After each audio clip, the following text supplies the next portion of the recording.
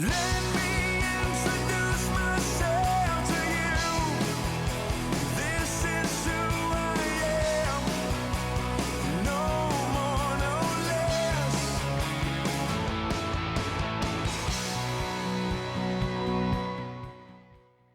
Sponsored by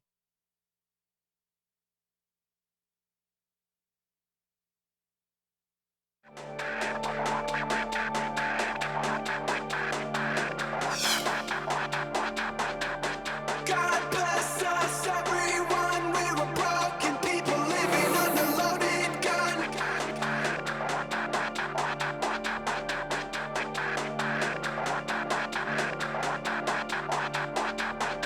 Where oceans bleed into the sky.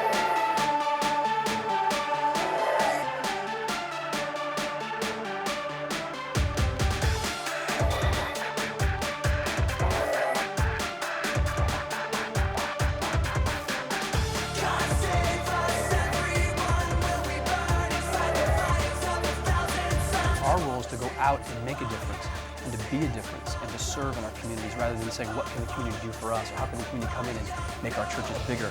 We want to give out. Everyone, will we burn inside the fires of a thousand suns? For the sins of our hand, the sins of our tongue, the sins of our father, the sins of our young.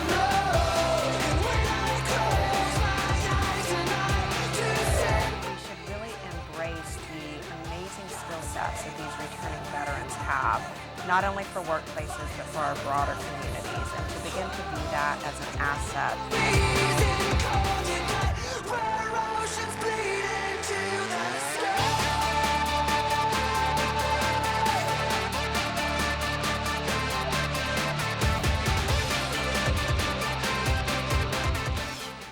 Welcome to Seeing the Need, Finding the Solution. This is Mental Health 2013.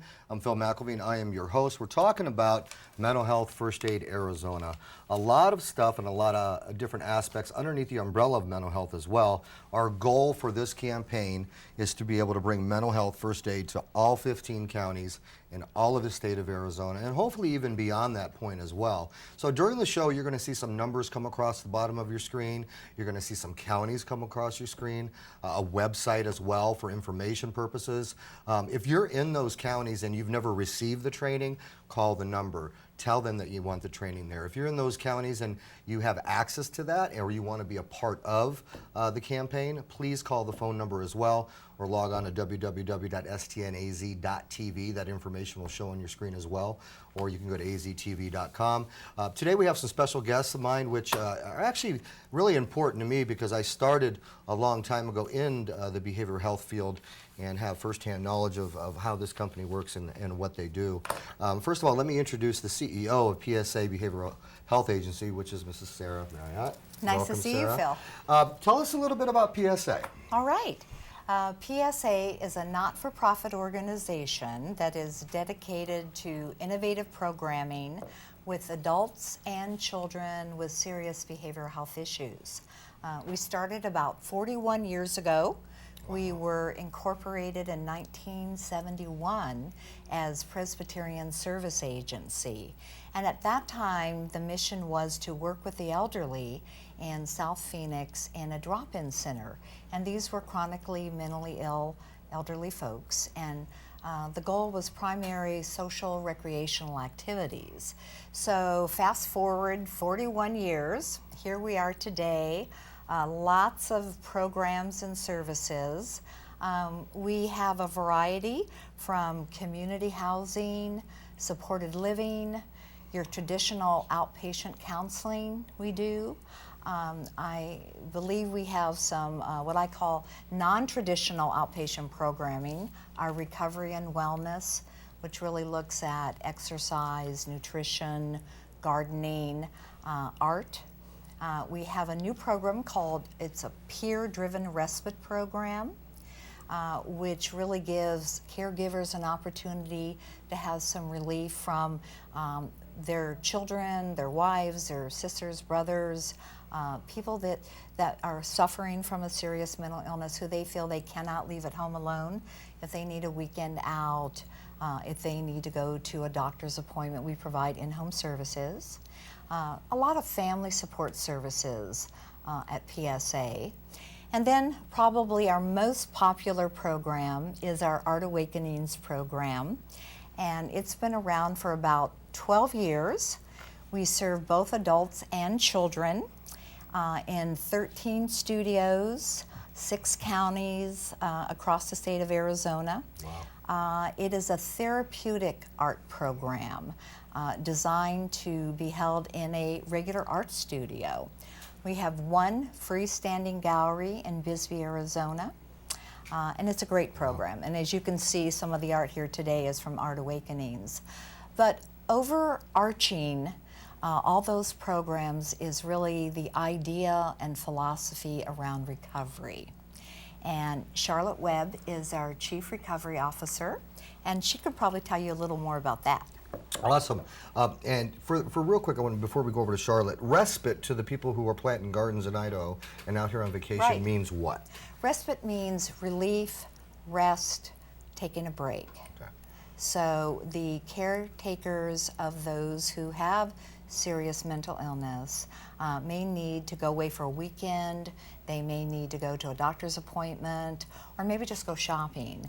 And oftentimes these are adults who are coming out of the hospital and their caregivers don't really feel comfortable leaving them alone.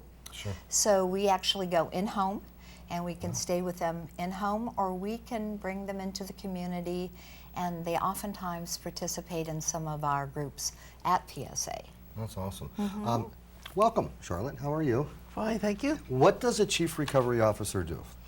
Well, I think my main job is to make sure that overall the whole agency is thinking about recovery as a main goal of behavioral health, and that recovery is possible for all.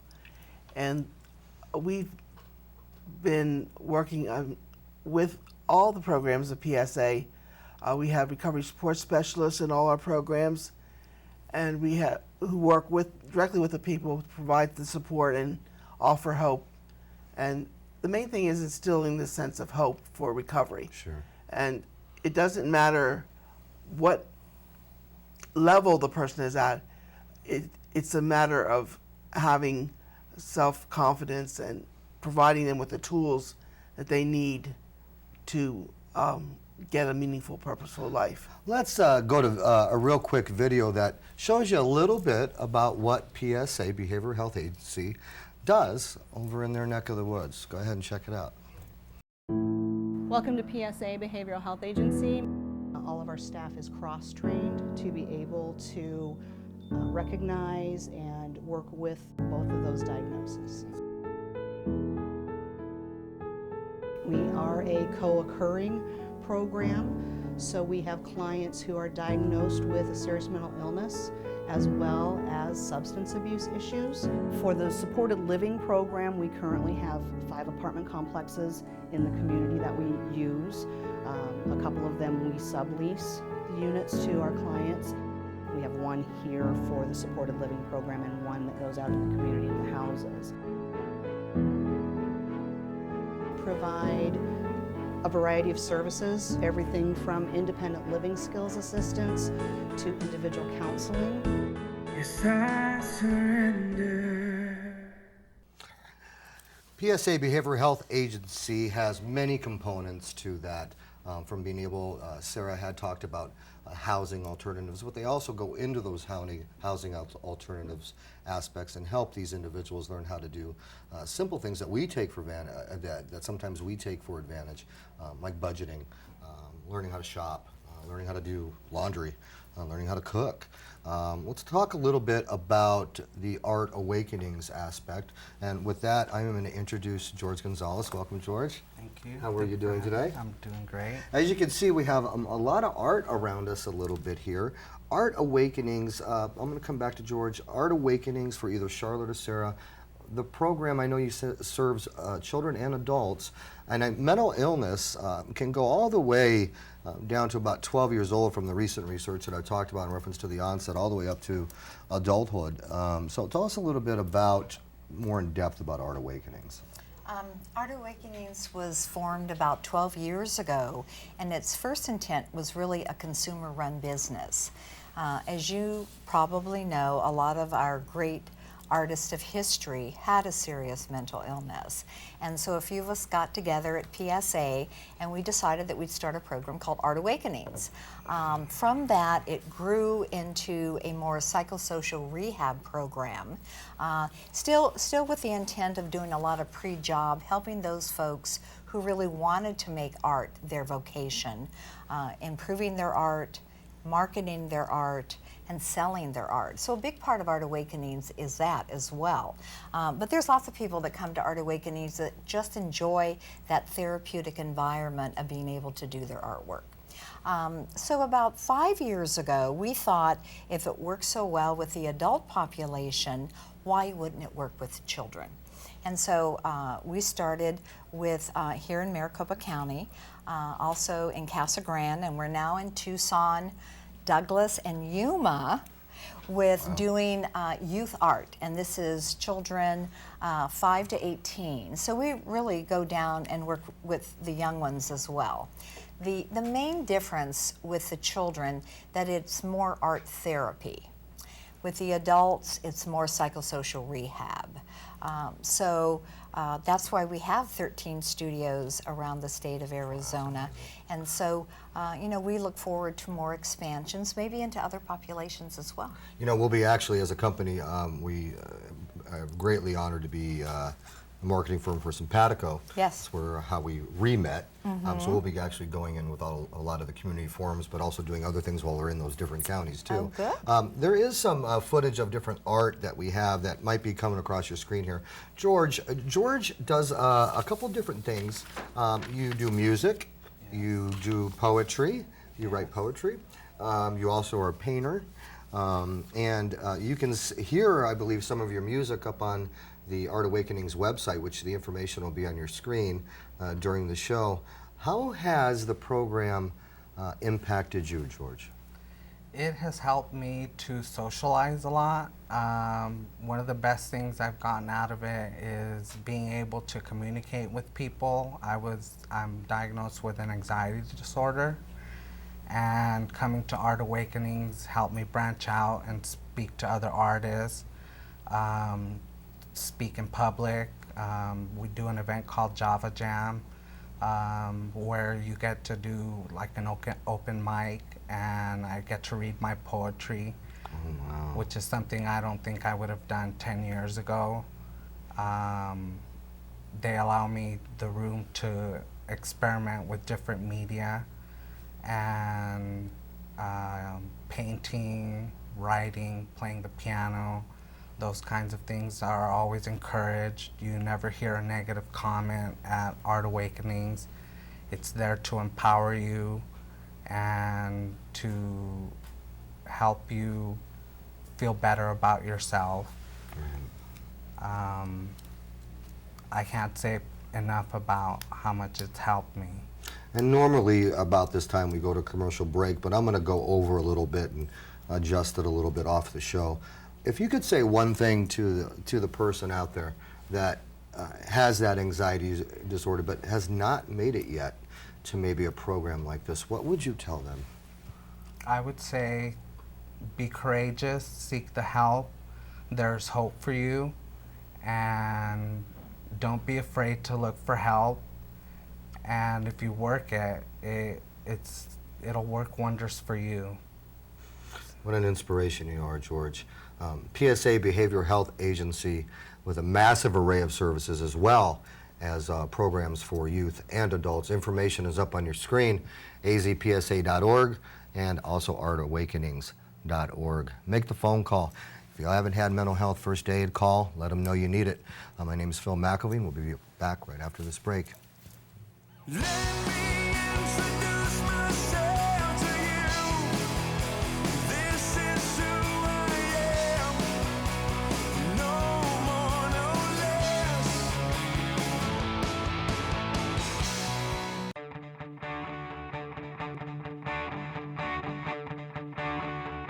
Carry Me 123, the versatile ski rack that makes hauling skis, snowboards, poles, and lumber easy. No need for a permanent rack system. Is ideal for small cars and people on the go. Perfect for family and trips, winter, fall, spring, and summer. Carry Me 123 is perfect year-round.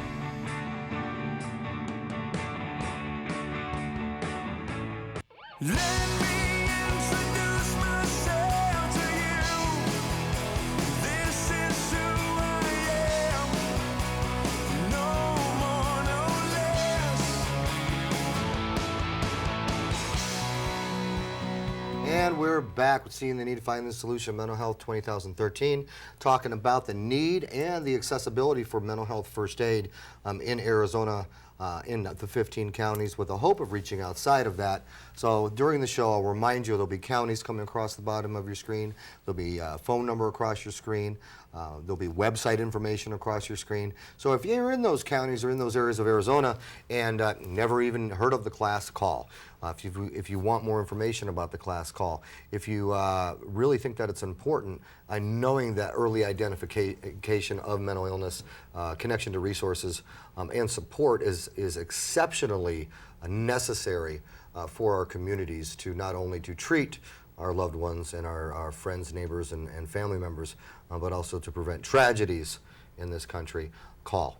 Make your voice heard. That's what this show is about. Our goal is to provide instructors to the whole state of Arizona through this campaign. With that, we are mixing for-profits and nonprofits, people who want to get involved on numerous amounts of levels. And with that, I'll introduce my guests today. First of all, I want to introduce Mr. Danny Mormino. He's the Vision Vice President of Infiniti HR. Pleasure. Welcome, Danny. How are you? Excellent. And after Danny, I really enjoy, I met Dr. Sheran Mattson at a BCA as well event where I was speaking on cause marketing, as well as you. I believe it was at the same day. And Dr. Sheran Mattson is a dynamic life coach as well. Right. So one thing that I have the pleasure and the opportunity to do when it's my company or my show is I get to throw in the spiritual aspect of stuff, which I love to do. So first of all, I'm going to start out with Danny. Danny, tell us a little bit about Infiniti HR. Sure. Well, Infiniti HR is a nationwide human resources firm. We specialize in small and mid-sized businesses. We try to provide the enterprise of a large organization to smaller and mid-sized groups to help empower their people, to help protect them from the liabilities that they would otherwise have on their own, and to really help empower their people to make sure that they look at their employees as their greatest assets, attract and retain the very best people, and making sure that we play a role in any type of early detection with this employee assistance programs, and helping make sure that we play a direct role in the overall mental health of the people that serve them, which are their front line, their employees. Now, we were talking about employee assistance program, or EAPs, correct, better known as. So what exactly do you provide as a company? Say, my company has 6 full-time employees, 5 part-time employees, and 3 interns, to give an example. And we want to make sure our employees are protected, and that growth aspect of our company where we're all protected as administrative staff and a company. Some of the things that we can better ourselves in reference to being more peaceful and being more organized, and what's something that you guys actually provide? Sure. Well, let me imagine this. Without a human resources department the size and scope of an Infiniti HR, you have an employee. Let's use the prototypical restaurant with about 30 employees. You have a great employee. This was one of the best employees that this owner had. Jane Doe burned herself. Happens all the time, as you know, with anybody who owns a restaurant or is a multi-unit franchisee.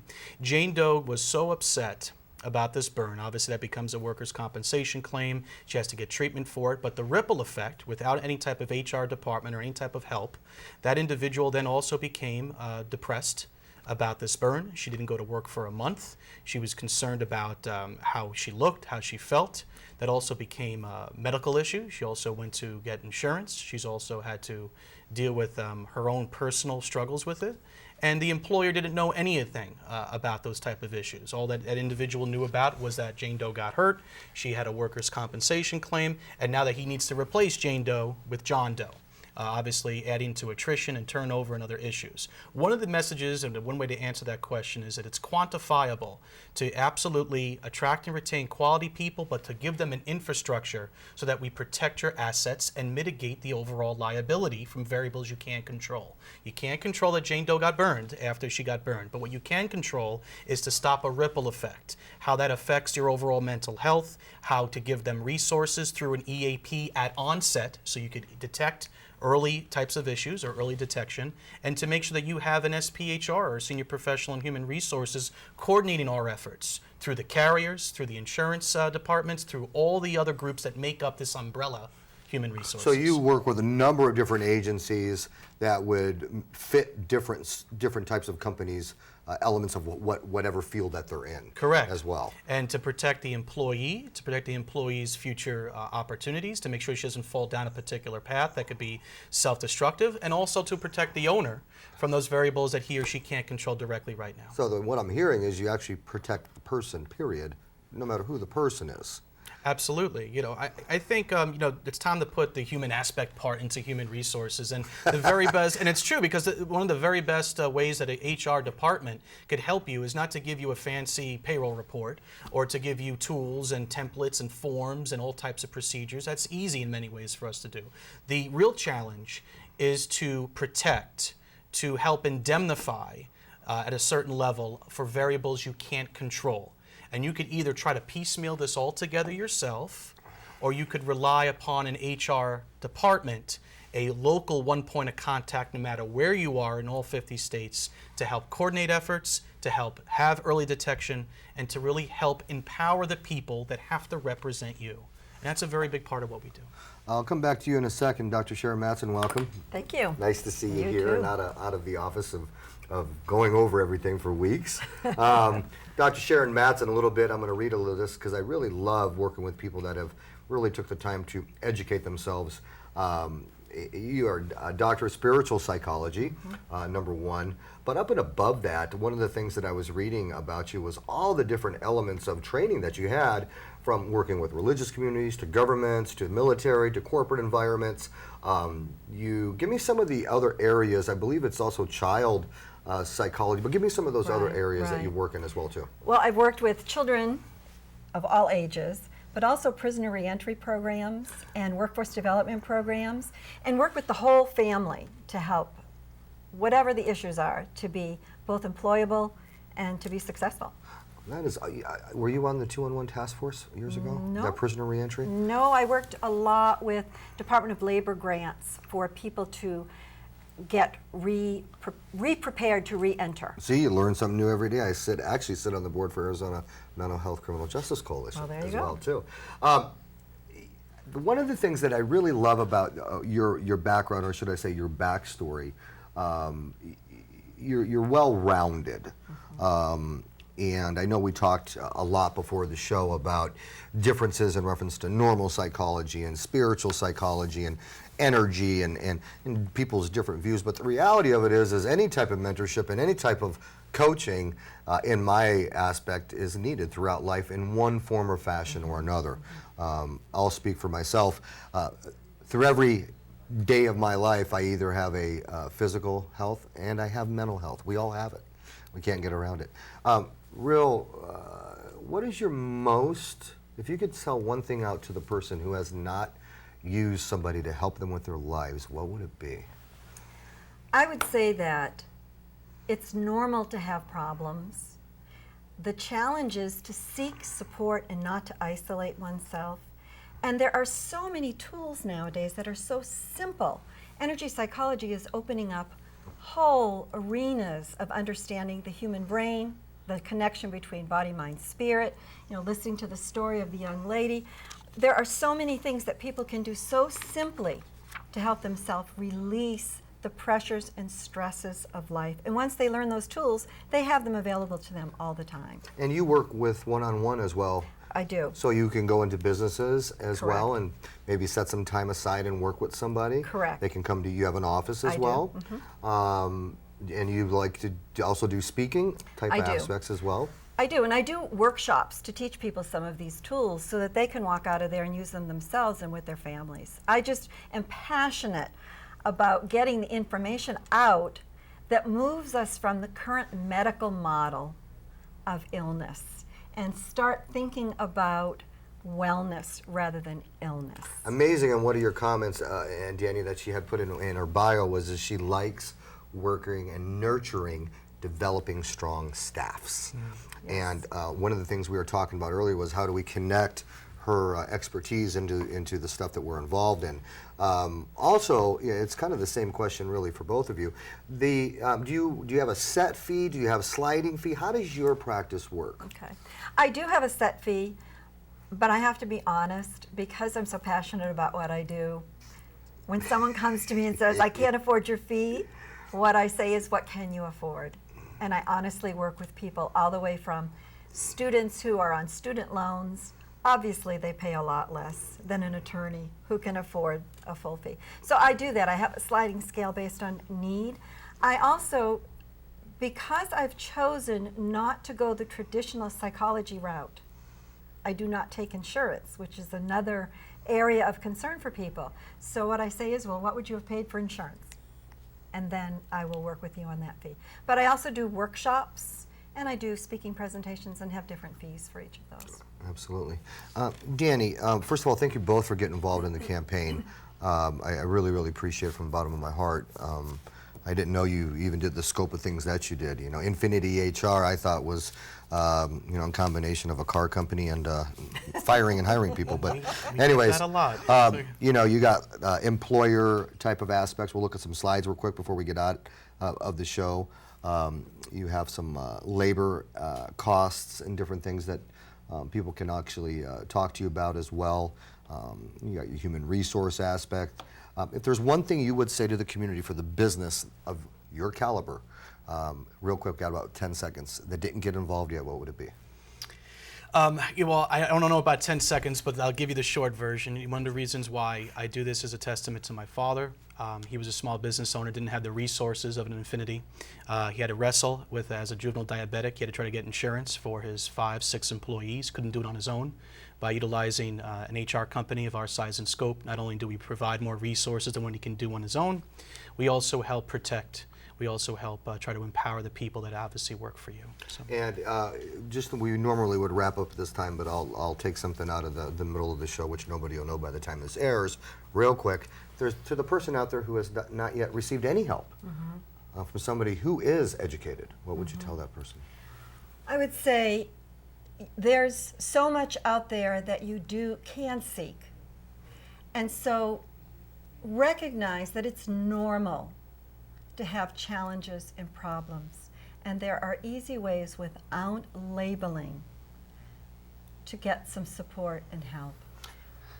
And I'm passionate about wanting people to be successful in life. We have Danny Mormino, Dr. Sheran Mattson, Infiniti HR, and Mrs. Mattson, thank you. You're welcome. Danny, thank Pleasure. you. Thank More you. information, look on your screen. Have a beautiful Sunday, and we'll see you next week. Call the phone numbers on your screen.